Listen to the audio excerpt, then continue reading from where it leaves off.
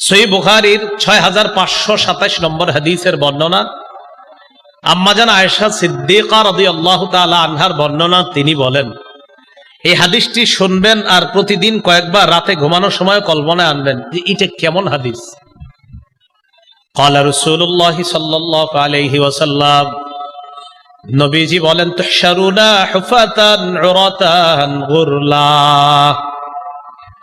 কিয়ামতের ময়দানে তোমাদেরকে উপস্থিত করা হবে, হাশরের ময়দানে তোমাদেরকে উপস্থিত করা হবে, জমা করা হবে। হুফাতা, পায়ে জুতা থাকবে না, উরাতা, দেহের মধ্যে কাপড় থাকবে না, গুরলা, খতনাবিহীন তোমাদেরকে উপস্থিত করা হবে। আম্মা জান আয়েশা সিদ্দিকা রাদিয়াল্লাহু তাআলা আনহা বলেন, কুলতু ইয়া রাসূলুল্লাহ, আর-রিজালু ওয়ান-নিসা ইয়ানজুরু বা'দুহুম ইলা বা'দ। ইয়া রাসূলুল্লাহ, নারী পুরুষ সবাই তো কিয়ামতের ময়দানে দাঁড়াবে, যদি পরনে কাপড় না থাকে, উলঙ্গ থাকে, একজন আরেকজনের দিকে তাকাবে, এই ব্যাপারটা তো লজ্জাকর বিষয়। আল্লাহ নবী জবাব দিলেন, আয়েশা, আল আমরু আশাদ্দু মিন আইয়ুহিম্মাহুম যাক, ওই দিনের ব্যাপারটা এত ভয়ঙ্কর হবে, যেই ভয়ঙ্কর পরিস্থিতি মানুষের চিন্তার বাহিরে থাকবে। মানুষ চিন্তা করে যে আমরা মনে করেন আমরা চিন্তা করলাম, হুজুর কেমন দেখা যাবে উলঙ্গ থাকলে, এটা হলো আমাদের চিন্তা। নবীজি কয়, না না, তোমাদের চিন্তারও বাহিরে থাকবে এমন ভয়াবহ পরিস্থিতি হবে। এত ভয়ঙ্কর পরিস্থিতি হবে যে তোমরা তো এখন চিন্তা করতেছো একজন আরেকজনের দিকে কিভাবে তাকাবো, আরে সেদিন তো পেরেশানির কারণে পাশের জন কি উলঙ্গ আছে কিনা এটা দেখার সময় পাবা না। আমি চিন্তা করি মাঝে মাঝে যে পাশাপাশি দুইজন থাকলে একজনের পরনে কাপড় নাই, এটা কিভাবে সম্ভব না তাকানো? তাহলে পরিস্থিতি কতটা ভয়াবহ হলে আমিও তার দিকে তাকানোর সুযোগ পাবো না, নিজের পেরেশানি এতটা ভয়ঙ্কর হবে। নবীজি বলে, আয়েশা, তোমাদের চিন্তার চেয়েও আরো ভয়ঙ্কর বিষয়টা কিয়ামতের মাঠ। কি তাকাবে আরেকজনের দিকে?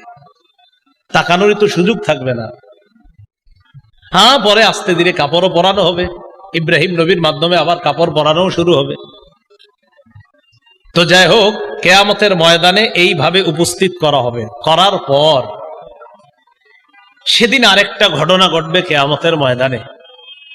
সহিহ বুখারীর 4812 নম্বর হাদিসের বর্ণনা, আবু হুরায়রা রাদিয়াল্লাহু তাআলা আনহুর বর্ণনা। তিনি বলেন, আন আবি হুরায়রা রাদিয়াল্লাহু তাআলা আনহু قال سمعت رسول الله صلى الله عليه وسلم يقول يقبض الله الأرض يوم القيامة ويطفي السماوات بيمينه فيقول أنا الملك أين ملوك الأرض।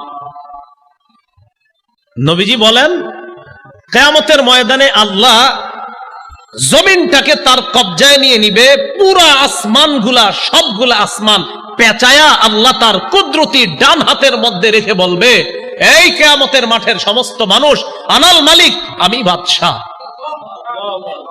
আমি বাদশাহ। আইনা মুলুকুল আরদ, কোথায় জমিনের রাজা বাদশারা? কোথায়? বাদশাহ কারে কয় তাকায়া দেখো। আসমান হাতে আনতে পারছিলা? জমিনটা হাতে নিতে পারছো না? সামান্য একটি এলাকার বাদশাহ তুমি হয়েছিলা, আজকে দেখো পুরা সব আসমান আমার হাতে, জমিন আমার হাতে, আলাল মালিক, আরে বাদশাহ তো আমি।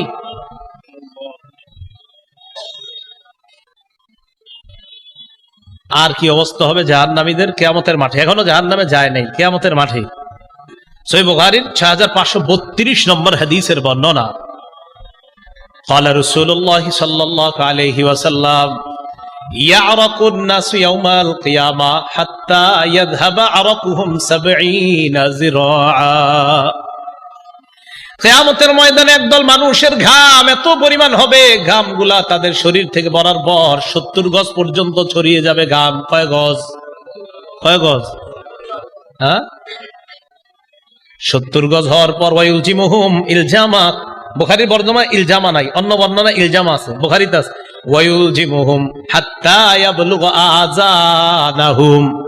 ঘাম এত পরিমাণ হবে, এই ঘাম মানে পায়ের নিচে পড়ে থাকবে এমন না, ঘাম এত পরিমাণ উঁচা হবে, এই ঘামের মধ্যে তাদের চেহারাটা ডুববে। শুধু তাই না, চেহারা ডুববে একবার, কান পর্যন্ত ঘাম চলে যাবে, একবার চেহারা ঘামের নিচে যাবে, আবার ঘামের উপর উঠবে। এইভাবে কিয়ামতের মাঠটা কায়েম হবে। ভয়াবহ পরিস্থিতি কি পরিমাণ হবে, নবীজি কয় তোমরা যদি জানতা তাহলে তোমরা কি করতা জানো? আরামায়ের ছাইরা মাঝে মাঝে জঙ্গলে গিয়ে আল্লাহর কাছে আশ্রয় চাইতা, যদি কিয়ামতের ভয়াবহতা তোমরা জানতা।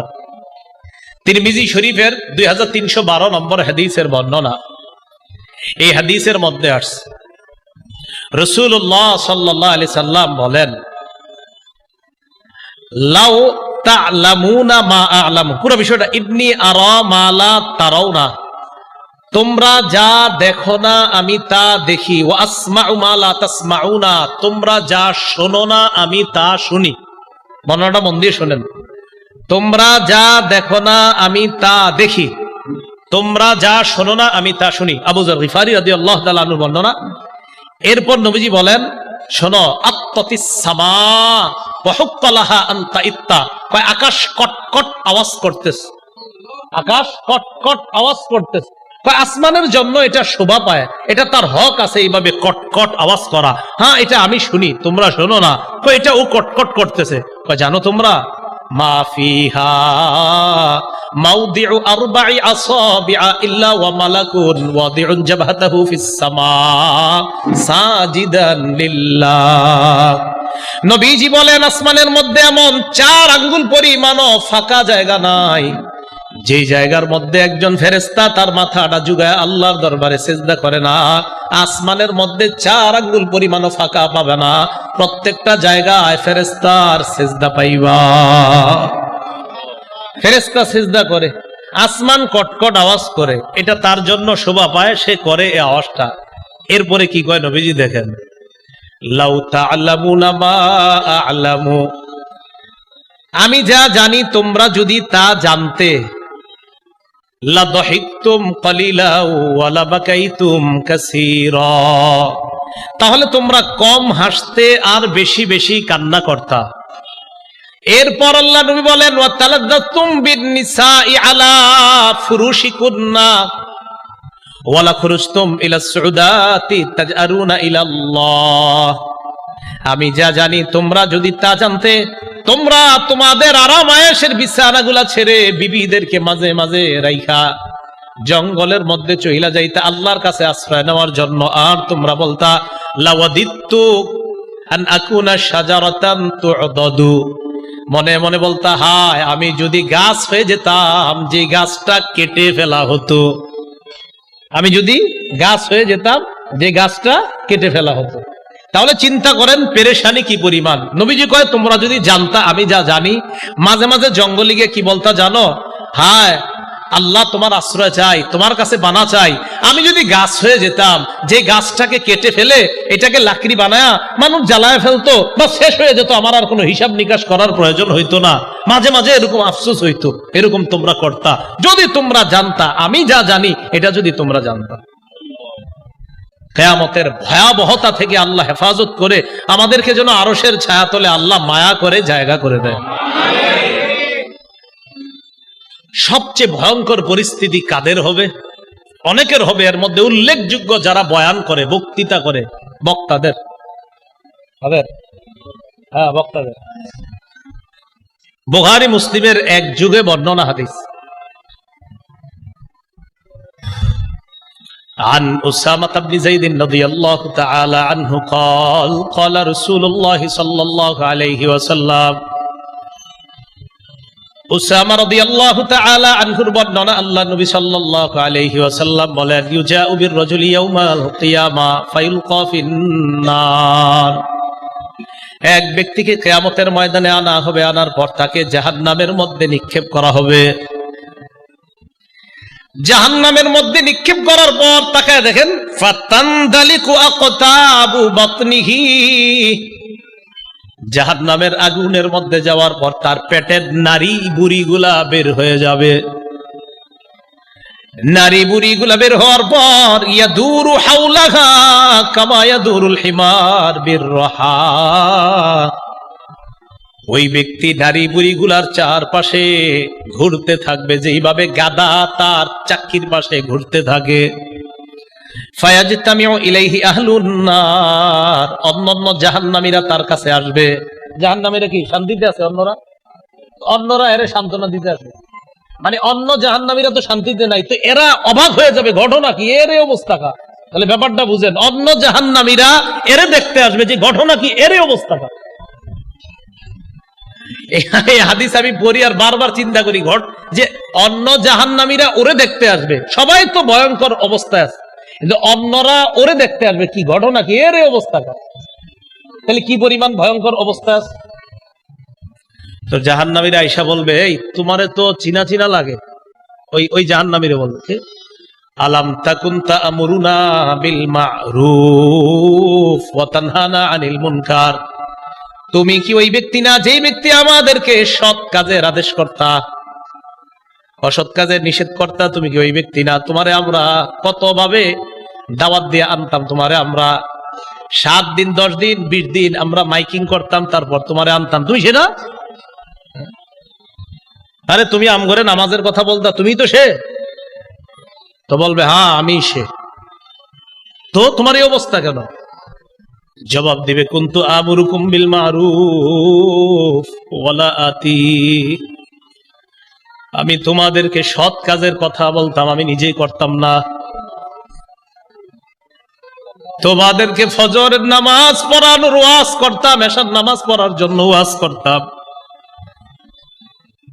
আমি নিজেই এশার নামাজ পড়তাম না, ফজর নামাজ পড়তাম না, বিভিন্ন নামাজে আমি অংশগ্রহণ করতাম না। একটা অনুষ্ঠান শেষ করে আরেকটাই যেতে হবে, এই টেনশনে মাঝখানে কত নামাজ ক্যাপ করে দিলাম, কাজা করে দিলাম। বয়ানের ফিকিরে করতে করতে 1টা 2টা 3টা পর্যন্ত শেষ করে ফেললাম। অনেক সময় এশার নামাজের কথাটাও ভুলে গেলাম। তুমি সে? হ্যাঁ আমি সে। আফসোস।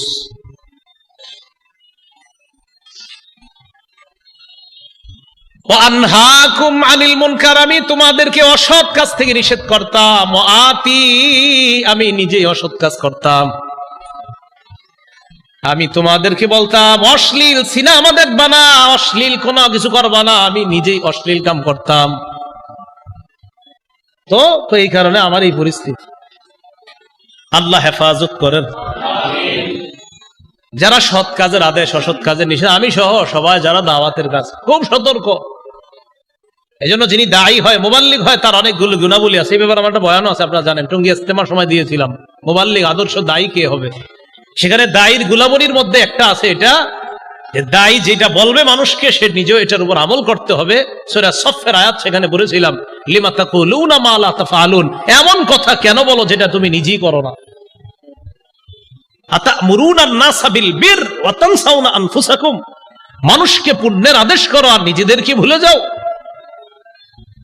তো কিয়ামতের ময়দানে তার অবস্থাটা হবে সবচেয়ে ভয়ঙ্কর। যাদের অবস্থা হবে তাদের একজন হবে সে কিয়ামতের ময়দানে। আল্লাহ আমাদের সকলকে ভয়াবহ পরিস্থিতি থেকে হেফাজত করেন। এরপর সেখানে 2 শ্রেণীর মানুষ হবে। এক দলের ডান হাতে আমলনামা দেওয়া হবে, আর এক দলের বাম হাতে আমলনামা। ডান হাতের আমলনামা যাদেরকে দেওয়া হবে, সূরা হুদের 105, 6, 7, 8 নম্বর আয়াতে আল্লাহ তাদের পরিচয় দিয়ে দিয়েছেন। এক দল হবে সৌভাগ্যবান, আরেক দল হবে হতভাগা। হতভাগা যারা, তাদের ঠিকানা জাহান্নাম। সৌভাগ্যবানদের যাদের, তাদের ঠিকানা হবে জান্নাত। আল্লাহ আমাদের সকলকে সৌভাগ্যবানদের কাতারে শামিল হওয়ার তৌফিক দান করেন। মনোযোগ দেন। কিয়ামত হবে কবে এটা কে জানে? কি বারে হবে? কোন বছরের? মাশাআল্লাহ, কিয়ামত হবে এটা জানে কে? কি বারে হবে? এই শুক্রবারটাও কবে, কোন বছর হবে এটাও কে জানেন? কাদের উপর হবে? সবচেয়ে নিকৃষ্ট মানুষের উপর। আল্লাহ আমাদের সকলকে যে কথাগুলো বললাম শুনলাম আমল করার তৌফিক দান করেন।